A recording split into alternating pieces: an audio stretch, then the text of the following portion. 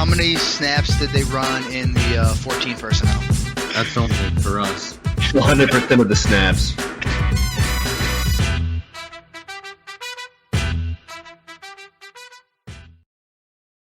What's going on, everybody? Welcome into 14P Fantasy. I am your host, Justin Wright. Today, we are talking some post-hype targets to trade for. I'm not going to call them trade targets because they're not guys that I am, going out of my way to acquire in every league. I'm not, paying over the top to get them on my rosters, but I think they're nice secondary pieces and could provide value next season or down the road even.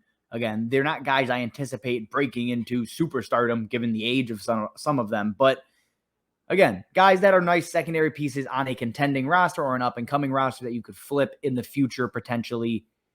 So we got 4 names. Before we get into it, though, remember, subscribe to the YouTube channel. Follow us on Twitter. Questions, comments, all of that. Drop it below. Obviously, we will get to as many as we can. All right, guys, let's get into it. Number 1 on our list, it's Curtis Samuel. He's going to be 26 years old next season. Curtis Samuel is 1 year removed from finishing as the wide receiver 25. Obviously, he is all of the talent in the world. He is a great athlete. He is a good wide receiver. He just hasn't been healthy this year. And given all of the weird quarterback situation that is surrounding Washington, he's become, it's dirt cheap in Dynasty. And rightfully so. Again, he hasn't done anything for you this year. He is a guy I think you can get thrown into a lot of deals at this point in his career. And here's the deal.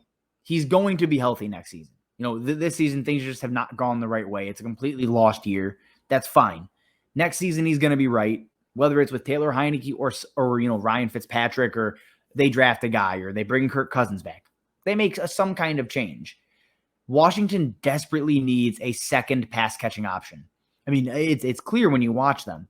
So Curtis Samuel is going to step back in, have 2 years left on his deal, and have an immediate role on this team. That, to me, is enough to go out, acquire him, buy him as cheap as humanly possible, and say, okay, his stock should go up when he does play. These are the kind of guys I love to go and target, specifically in Dynasty. Is, again, the situation isn't going to change, but he's coming off of injury. Everybody in the world has either forgotten about him or is just down on him. His value is going to bounce back. Go get Curtis Samuel now as a throw-in piece and some other trades and, profit on him next season. Number 2 on the list, and this is, again, a post-hype target because he had a bunch of hype coming into this season. He was going to take over that number 2 spot. Beasley and Sanders weren't going to matter as much, and that just hasn't been the case. Now, the last 3 weeks, with Emmanuel Sanders banged up, Gabe Davis has been spectacular. Obviously, was inactive in week 16, but has been a very good player in an expanded role. And that leads me to believe they're probably not bringing Emmanuel Sanders back. Cole Beasley is whatever. We know what he is at this point in his career. Gabe Davis actually has a ceiling. So Gabe Davis, if you can go get him, and he's going to be a little bit more expensive than he was, say, a month ago, but if you can go and grab him and maybe someone in your league isn't paying attention to Emmanuel Sanders' contract and thinking, okay, it's still going to be him and Sanders and Diggs and whatever. It's not going to be the case. Go get Gabe Davis. They're not bringing back Emmanuel Sanders, I don't believe.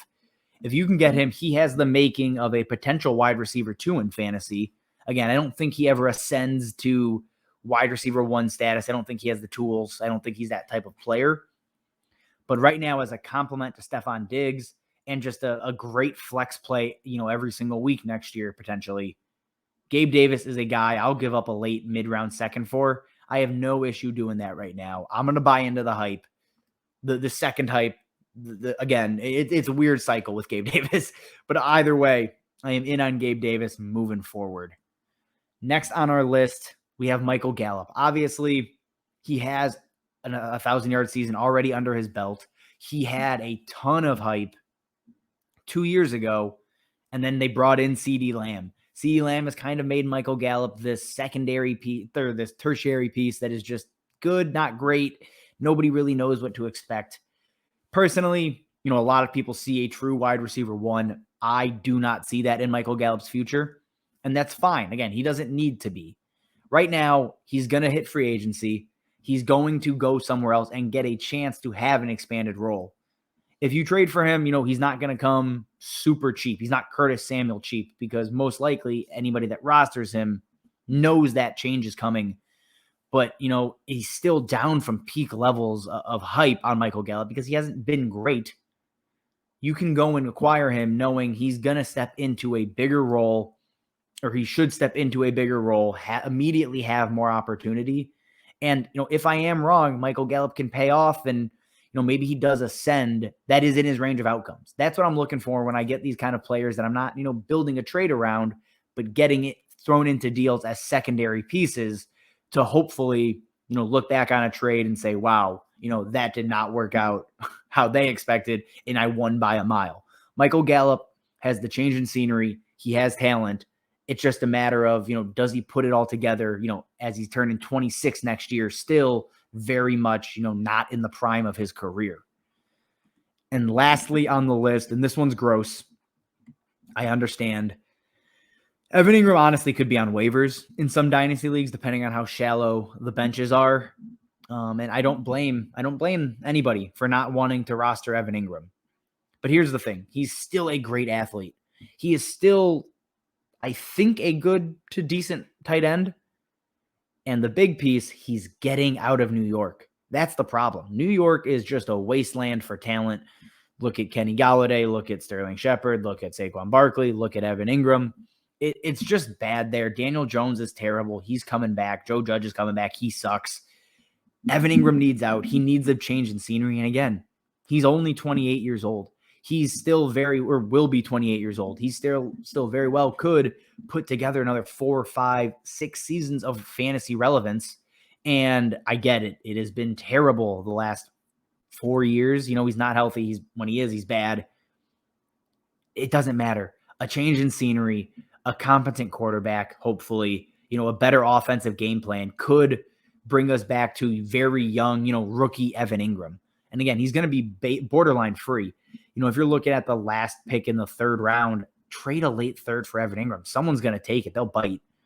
And you're just playing the game. I'm going to make this trade or any of these moves prior to free agency, because once he signs somewhere else, the hype's going to come back and, it's going to be Evan Engram season. So I'm going to try to get him now before we know the landing spot and just take that gamble. Hopefully it pays off. Hopefully he is out of New York. All right, guys, that's all I have for you. 4 post-hype targets to, again, not build a trade around, but get added as a secondary piece. And hopefully, you can profit come 2022, 2023, and these guys, live up to those expectations we set for them, several years ago. As always, thank you for watching, and we will see you next time. How many snaps did they run in the 14 personnel? That's only for us. 100% of the snaps.